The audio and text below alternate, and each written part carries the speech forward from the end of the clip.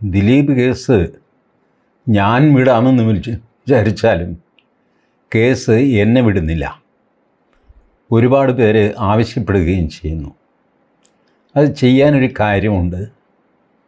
ഈ പുതിയതായിട്ട് മാർട്ടിൻ എന്ന ആളിൻ്റെ ഒരു വീഡിയോ ഇറങ്ങി. അയാൾ ഈ കേസിലെ 2ാം പ്രതിയാണ്. ഇപ്പോൾ 2ാം പ്രതി 3ാം പ്രതിയൊക്കെ പോയി ജയിലിലാണ്. ആ വീഡിയോ ശ്രദ്ധിച്ച് കേട്ടാൽ നിങ്ങൾക്കൊരു കാര്യം മനസ്സിലാവും. ഇയാളെ അറസ്റ്റ് ചെയ്തു, കുറച്ചു കാലം ജയിലിലായിരുന്നു, ജാമ്യത്തിൽ വിട്ടു. ആ സമയത്താണ് ഈ വീഡിയോ ചെയ്യുന്നത്. അപ്പോൾ ആ വീഡിയോയ്ക്ക് ഒരു 1.5 വർഷം, 2 വർഷം, 1 വർഷം ഒക്കെ പഴക്കമുണ്ടാകും. അതിൻ്റെ പഴക്കം എനിക്കതിൽ നിന്ന് മനസ്സിലാകുന്നില്ല. ഏതായാലും വിചാരണ തുടങ്ങുന്നതിന് മുമ്പാണ് ഈ വീഡിയോ റെക്കോർഡ് ചെയ്തിട്ടുള്ളത്. അത് ഒരാൾക്ക് കൊടുത്ത അഭിമുഖം പോലെയാണ്. മാർട്ടിൻ ഒരു മോണോലോഗ് പോലെ സംസാരിക്കുന്നുണ്ടെങ്കിലും മുമ്പിൽ ഒരാൾ ഇരിക്കുന്നുണ്ട്. ആ വീഡിയോയുടെ അവസാനമാകുമ്പോൾ അയാൾ പറയുന്നുണ്ട്, ഇതൊക്കെ വിചാരണ കോടതിയിൽ പറയുമല്ലോ അല്ലേ? അത് പറയും, അതൊക്കെ ഞാൻ പറയും, റെഡിയാക്കും എന്നൊക്കെ പറഞ്ഞാണ് ഇൻ്റർവ്യൂ അവസാനിക്കുന്നത്. അതിനാൽ ഈ വിചാരണ തുടങ്ങുന്നതിന് മുമ്പാണ് വീഡിയോ ചെയ്തത് എന്ന് മനസ്സിലാവും. വിചാരണ കഴിഞ്ഞിട്ട്, വിധി പറഞ്ഞു കഴിഞ്ഞിട്ട് മാർട്ടിന് വീഡിയോ ചെയ്യാൻ അവസരമുണ്ടായിട്ടുമില്ല. കാരണം പ്രതികളെ കൂട്ടിൽ കയറ്റി നിർത്തിയിട്ടാണ് ശിക്ഷാവിധി പ്രഖ്യാപിക്കുന്നത്. അവിടെ നിന്ന് പ്രതികൾ നേരെ ജയിലിൽ പോകും. വീഡിയോ ഒന്നും എടുക്കാനൊന്നും പറ്റില്ല. അപ്പോൾ അതുകൊണ്ട് വിചാരണയും വിധിയും ഒക്കെ കഴിഞ്ഞിട്ടാണ് ഇത് പറഞ്ഞത്, അല്ലെങ്കിൽ വിചാരണയുടെ ഇടയ്ക്കാണ് എന്നും നിശ്ചയിക്കാൻ സാധ്യമല്ല. മാർട്ടിൻ എന്ന 2ാമത്തെ പ്രതി, അയാളുടെ റോൾ എന്താ? അയാളാണ് ഈ പറഞ്ഞ സിനിമാ നടിയെ അങ്കമാലി ഭാഗത്ത് നിന്ന് എറണാകുളത്തേക്ക് അവരുടെ വീട്ടിലേക്ക് എന്ന് പറയുന്നു, ഫൈനലി ലാലിൻ്റെ വീട്ടിൽ കൊണ്ടുപോയി ആക്കുന്നു. ഈ സംഭവമൊക്കെ കഴിഞ്ഞിട്ട് മാർട്ടിൻ പറയുന്നത് ഇങ്ങനൊരു കാര്യമൊന്നും ആ കാറിൽ നടന്നിട്ടില്ല എന്നാണ്. അതൊക്കെ കെട്ടുകഥയാണ്. അതെന്തോ ഗോവയിൽ വെച്ച് റെക്കോർഡ് ചെയ്ത വീഡിയോ ആണ്. ഏതായാലും എൻ്റെ വണ്ടിയിൽ അങ്ങനെയൊന്നും ഉണ്ടായിട്ടൊന്നുമില്ല. ആ പൾസർ സുനിയൊക്കെ കയറി എന്നുള്ളതൊക്കെ സത്യമാണ്. പക്ഷേ പൾസർ സുനിയും ഈ നടിയും വളരെ ഫ്രണ്ട്ലി ആയിരുന്നു.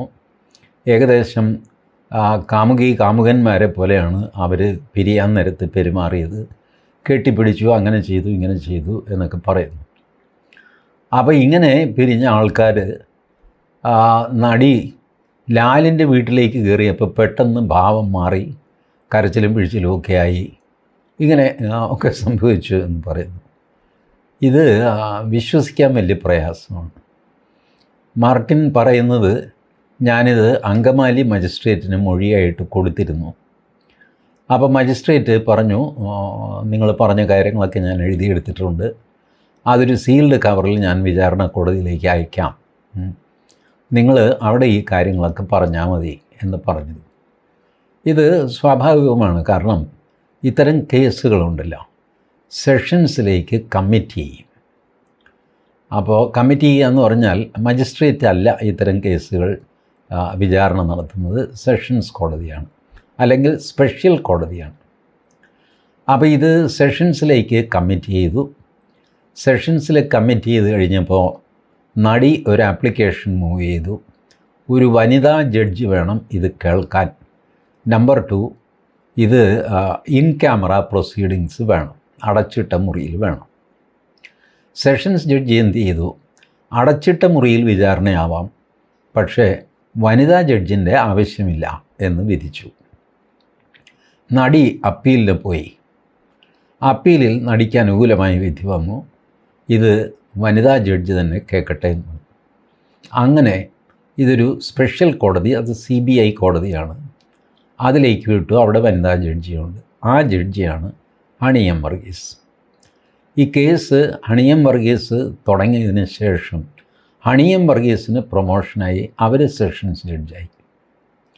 അപ്പോൾ കോടതിയുടെ വിധനുസരിച്ച് അവർ കേട്ടുകൊണ്ടിരുന്ന കേസ് എന്നുള്ള നിലയ്ക്ക് അവരുടെ കീഴിൽ തന്നെ ഇതിൻ്റെ വിചാരണ നടക്കട്ടെ എന്ന് തീരുമാനിച്ചു. അങ്ങനെ ഹണി എം വർഗീസ് തന്നെ ഇത് കേൾക്കാൻ തുടങ്ങി. ഹണി എം വർഗീസിന് പ്രൊമോഷൻ കിട്ടി, പക്ഷേ കേസ് അവരുടെ കയ്യിൽ തന്നെ. ഇങ്ങനെയാണ് ഇതിൻ്റെ നാൾ വഴി. അപ്പോൾ മാർട്ടിനെ സംബന്ധിച്ചിടത്തോളം ഈ സ്റ്റേറ്റ്മെൻറ്റ് വിചാരണ കോടതിയിൽ കൊടുക്കാം. സ്റ്റേറ്റ്മെൻറ്റിനേക്കാൾ നല്ലത് മാർട്ടിൻ അപ്രൂവറായിട്ട് മാറുക എന്നുള്ളതാണ്. അതായത് പ്രതിയായ ആൾ മാപ്പ് അപേക്ഷിച്ചുകൊണ്ട് ഞാൻ സത്യമെല്ലാം തുറന്നു പറയാം, എന്നെ ശിക്ഷിക്കരുത്, അഥവാ ശിക്ഷിക്കുകയാണെങ്കിൽ തന്നെ വളരെ കുറവേ ചെയ്യാവുള്ളൂ, സത്യാവസ്ഥ ഞാൻ പറയാം, ഞങ്ങൾ തമ്മിലൊക്കെ എന്ത് സംഭവിച്ചു എന്നുള്ളത് പറയാം എന്നൊക്കെ പറയുക. ഇതാണ് അപ്രൂവർ. അത് വിശ്വസനീയമാണ് എന്നൊക്കെ കോടതിക്ക് തോന്നിക്കഴിഞ്ഞാൽ അതിന് പ്രൊസീജിയറൊക്കെ ഉണ്ട്. അത് കഴിഞ്ഞിട്ട് അപ്രൂവറായിട്ട് ഇയാളെ പ്രഖ്യാപിക്കും എന്ന് വിചാരിച്ച് ഇയാൾ പറയുന്ന മുഴുവൻ വേദവാക്യമായിട്ട് എടുക്കുകയൊന്നുമില്ല. കാരണം ഇയാൾ ഈ കള്ളക്കമ്പനിയിൽ ഉണ്ടായിരുന്ന ആളാണല്ലോ.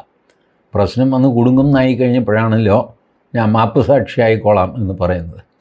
അപ്പോൾ ഇയാളുടെ വാക്കുകൾക്ക് അത്ര കണ്ട് വിലയൊന്നും കൊടുക്കാറില്ല. പക്ഷേ ഒരു കേസിൽ നിന്ന് ഭാഗികമായിട്ടെങ്കിലും രക്ഷപ്പെടാനുള്ള ഒരു വഴിയാണ് അപ്രൂവർ ആകുക എന്നുള്ളത്. മാർട്ടിൻ ഈ പറഞ്ഞ കഥ മുഴുവൻ നിഷേധിക്കുന്നതുകൊണ്ട്, ഇങ്ങനെ ഉണ്ടായിട്ടേ ഇല്ല എന്ന് പറയുന്നതുകൊണ്ട് മാർട്ടിന് മാർഗം അപ്രൂവറാകുക എന്നുള്ളതാണ്. അല്ലാതെ അക്യൂസ്ഡായിട്ട് കുറ്റാരോപിതനായിട്ട് നിന്നുകൊണ്ട് ഈ കഥ എസ്റ്റാബ്ലിഷ് ചെയ്യാൻ സാധ്യമല്ല. കാരണം പ്രോസിക്യൂഷൻ്റെ കഥ തെറ്റാണ് എന്ന് മാർട്ടിന് വാദിക്കാം, വേറൊരു കഥ ഉണ്ടാക്കിയെടുക്കാൻ മാർട്ടിന് സാധ്യമല്ല. പ്രോസിക്യൂഷൻ്റെ കഥ തെറ്റാണ്, ആ കഥ ശരിയാണെങ്കിൽ തന്നെ അതിനകത്ത് എനിക്ക് പങ്കൊന്നുമില്ല, ഞാൻ നിരപരാധിയാണ്, ഇങ്ങനെയാണ് ഡിഫൻസ് എന്ന് പറയുന്ന പ്രതിഭാഗം വാദിക്കുന്നത്. ഇങ്ങനെയാണ്. അല്ലാതെ പ്രതിഭാഗത്തിന് പുതിയൊരു കഥ ഉണ്ടാക്കാനൊന്നും പറ്റില്ല. മാത്രമല്ല ഈ കാര്യം നടന്നിട്ടേ ഇല്ല എന്നൊക്കെ പറയുക, നടന്നത് ഇവിടെയല്ല അവിടെയാണ് എന്നൊക്കെ പറയാം, മാറ്റി പറയാം എന്നൊക്കെ ഉള്ളൂ. അല്ലാതെ നടന്നിട്ടേ ഇല്ല എന്ന് വാദിക്കണമെങ്കിൽ നിങ്ങൾ അപ്രൂവറാകണം, പുതിയൊരു കഥ നിങ്ങൾക്ക് അവിടെ പറയണമെന്നുണ്ടെങ്കിൽ. പിന്നെ ആ കഥയ്ക്ക് യോജിച്ച തെളിവും സംഗതിയൊക്കെ നിങ്ങൾ തന്നെ ഹാജരാക്കേണ്ടി വരും. അതല്ലെങ്കിൽ പുതിയ കേസായിട്ട് പോലീസ് രജിസ്റ്റർ ചെയ്യുക, എന്നിട്ട് പോലീസ് അന്വേഷിക്കുക. ഇങ്ങനെ വലിയ പാട് പിടിച്ച ഒരു കഷ്ടം പിടിച്ച ദുർഘടം പിടിച്ച ഒരു പ്രൊസീജിയറാണത്.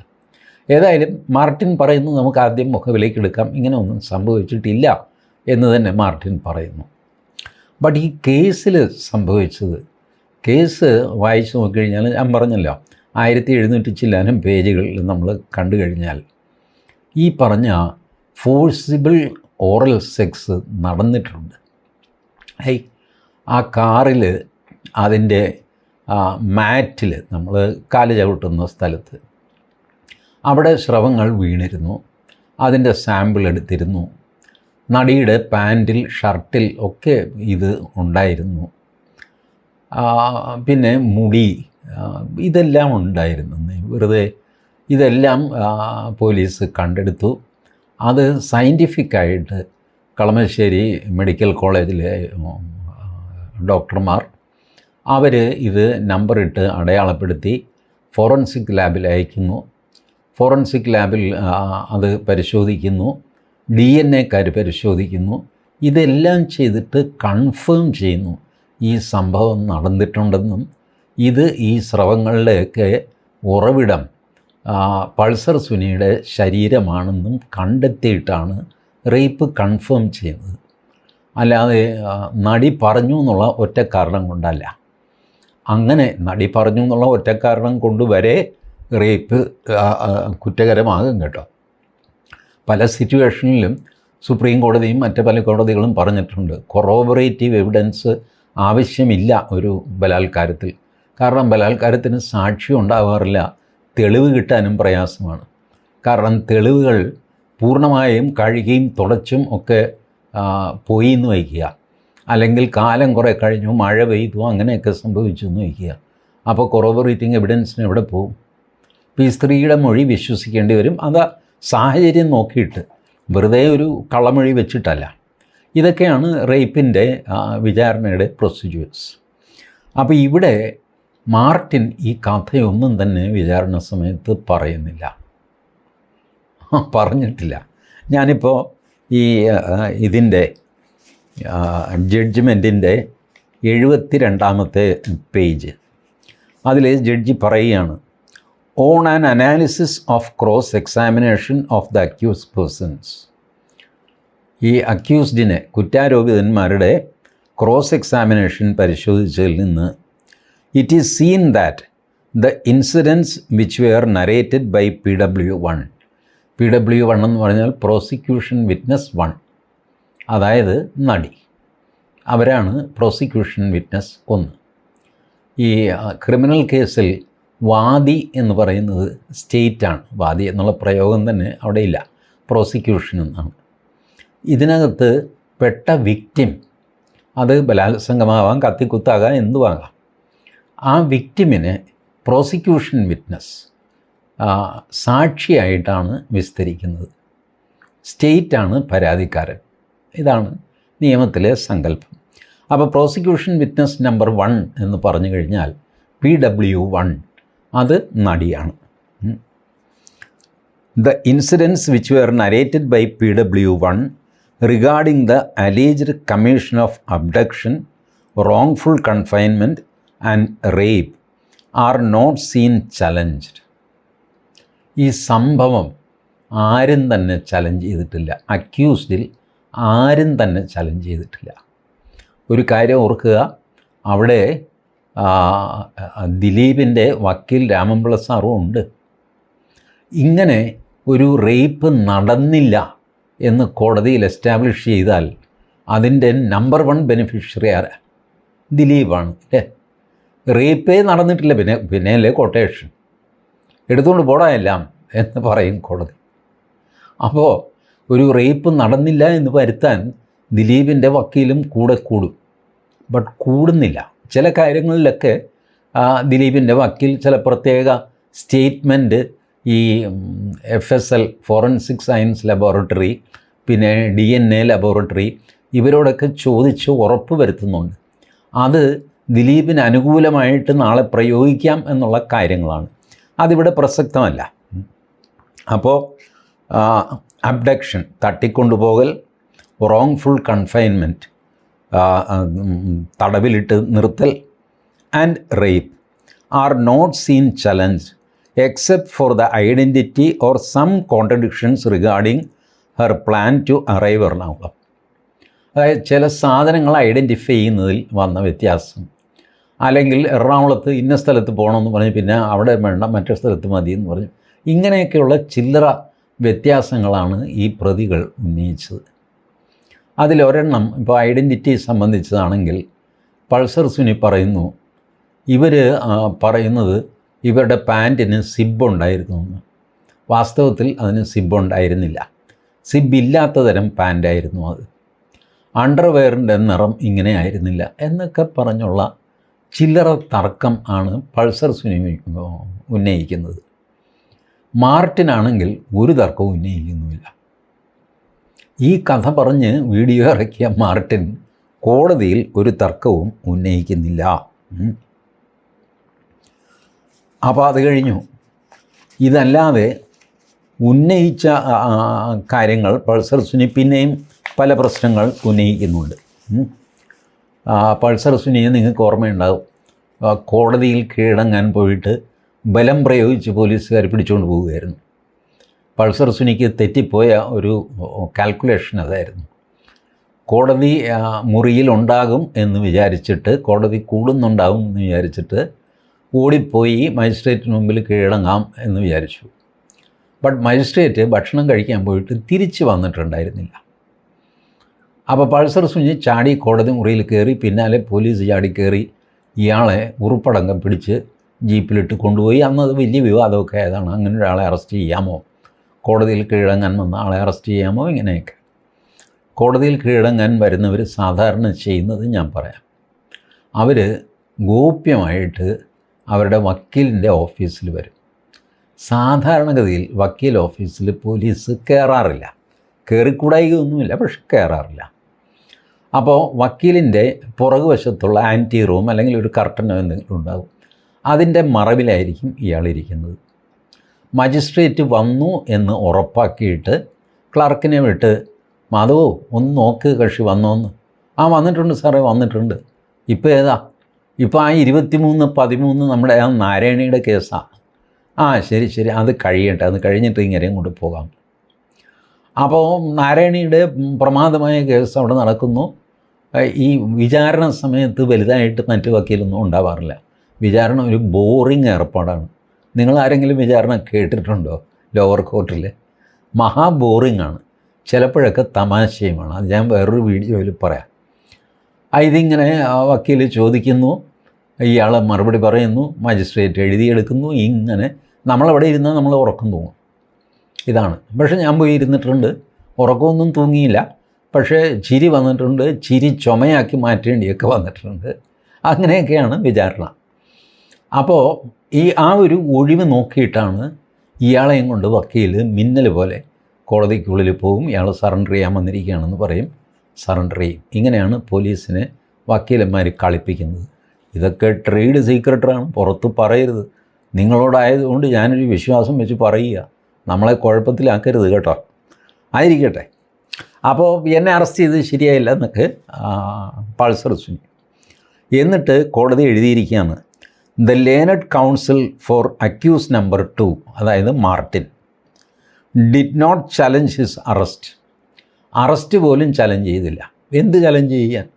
ലാലിൻ്റെ വീട്ടിൽ നിന്ന് മാർട്ടിനെ തൂക്കിയെടുത്തുകൊണ്ട് അവർ തൃക്കാക്കര പോലീസ് സ്റ്റേഷനിൽ പോയി. അവിടെ നിന്ന് അങ്കമാലി കോടതിയിൽ ഹാജരാക്കി. അതിലിപ്പോൾ എന്ത് പറയാനാ? ഒന്നും പറയാനില്ല. മാർട്ടിൻ ഈ കാറ് ഓടിച്ചിരുന്നു എന്നുള്ളത് സത്യമല്ലേ? അത് മാർട്ടിന് നിഷേധിക്കാൻ പറ്റുന്നില്ല.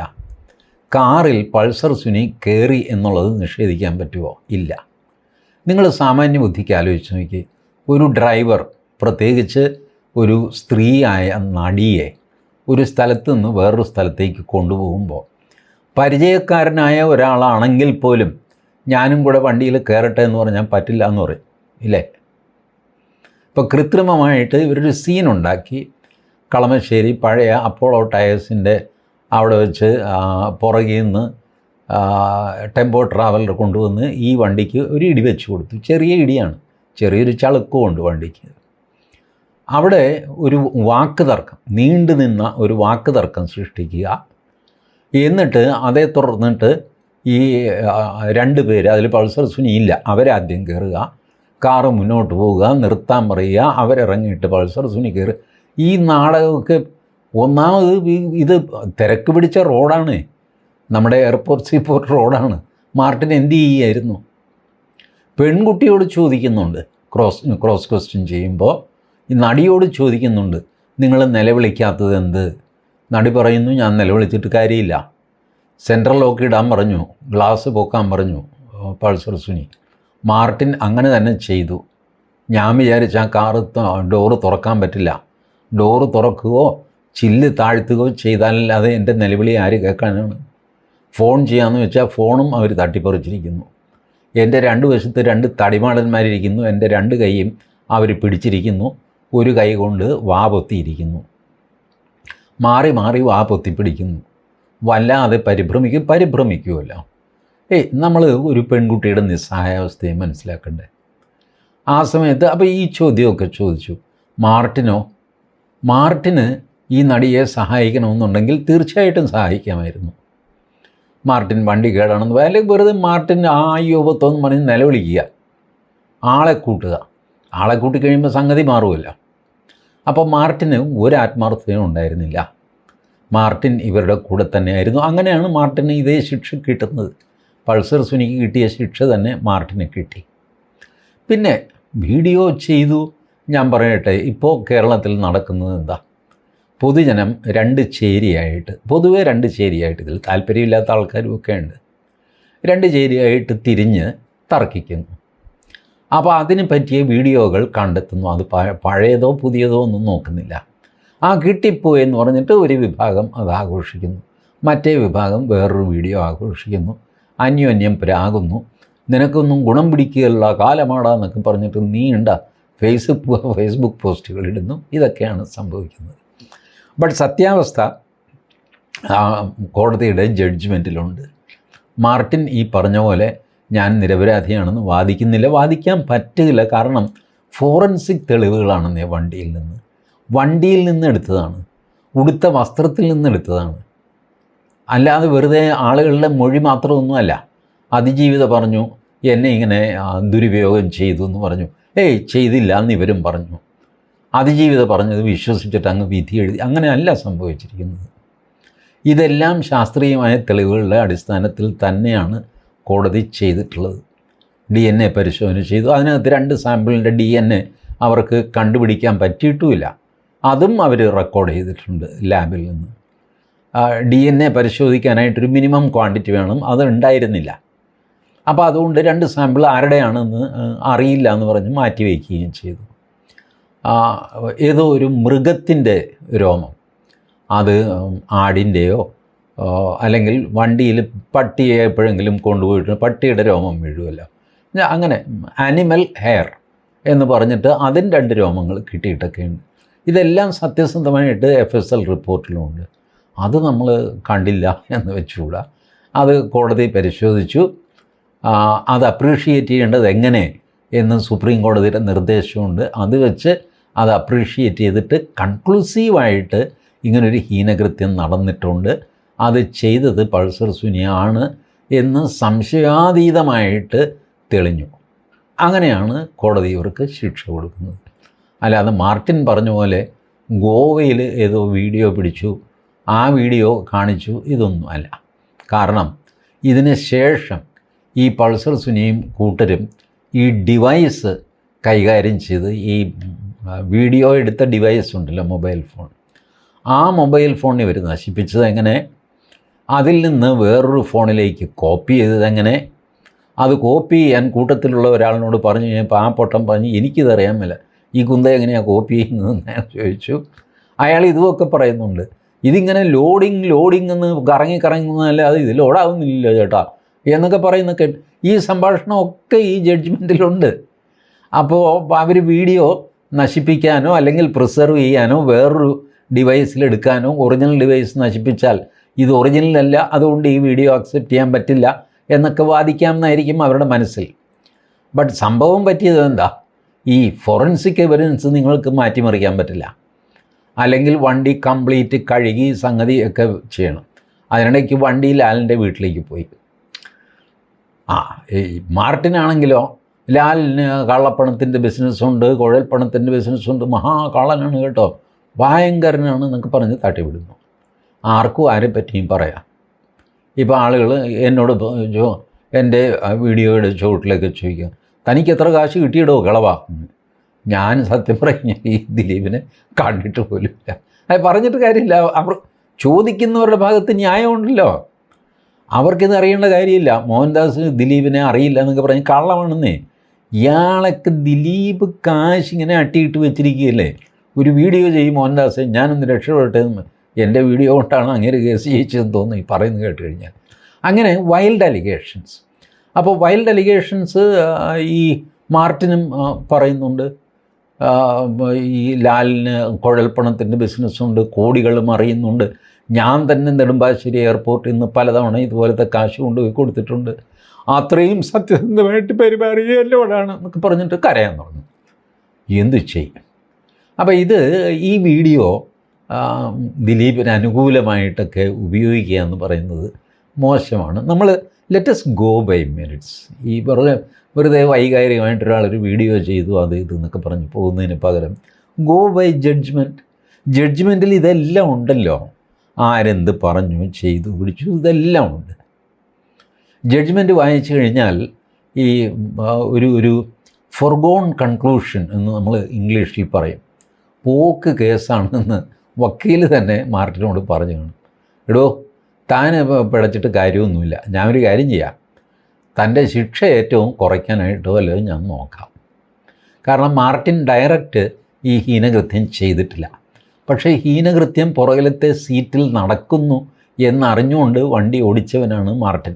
വേണമെങ്കിൽ മാർട്ടിന് ഈ നടിയെ ഈ പ്രശ്നത്തിൽ നിന്ന് രക്ഷിക്കാമായിരുന്നു. പക്ഷേ മാർട്ടിൻ ചെയ്തില്ല. മാർട്ടിൻ അവരുടെ കൂടെ കൂടി.